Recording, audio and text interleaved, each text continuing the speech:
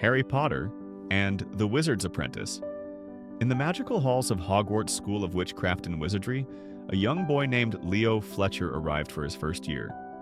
With wide eyes and an eager heart, he dreamed of becoming a powerful wizard. But unlike many of his classmates, Leo wasn't just excited about learning, he wanted to be the best right away. When Leo learned that he had been chosen as an apprentice to none other than Professor Harry Potter, he could hardly believe his luck.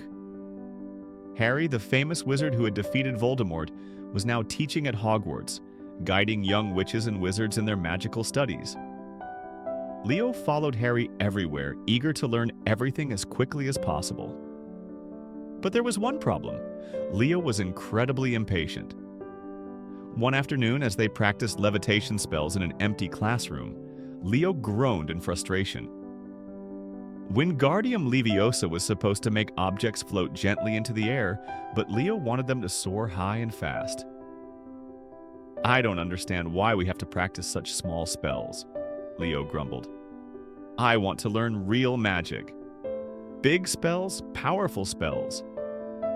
Harry chuckled, setting down his wand. "Even the most powerful wizards start with the basics, Leo," he said kindly. "Magic isn't just about power, it's about control and responsibility." But Leo didn't want to wait.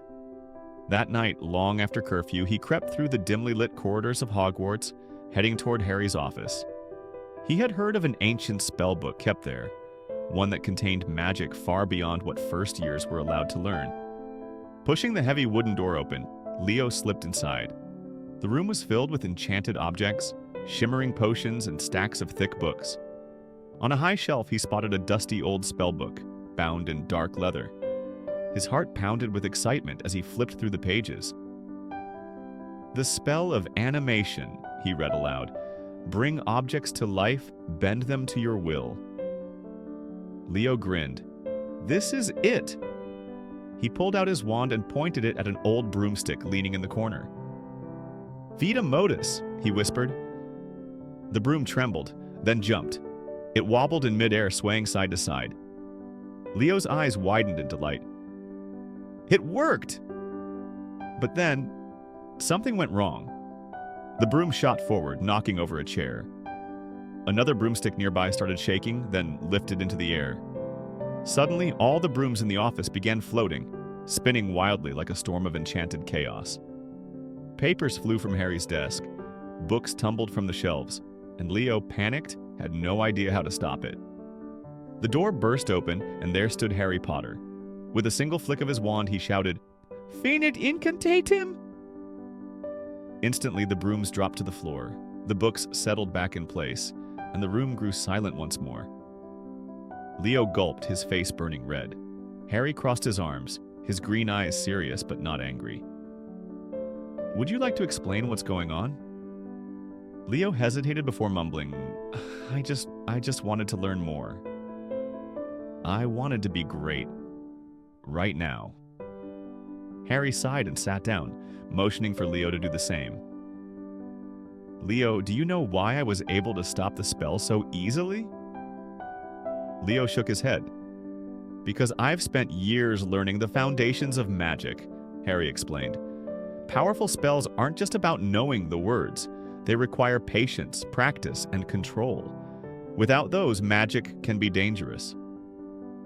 Leo lowered his head. He had made a mess of everything, all because he hadn't wanted to wait. Harry gave him a small smile. "Even I made mistakes when I was young," he admitted. "But what matters is that you learn from them. Are you willing to try again? This time the right way?"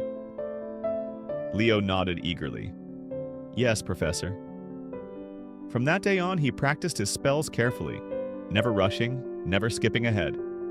And over time, he truly became a great wizard, not because of impatience, but because of his dedication and hard work. And that, he realized, was the true magic all along. The end.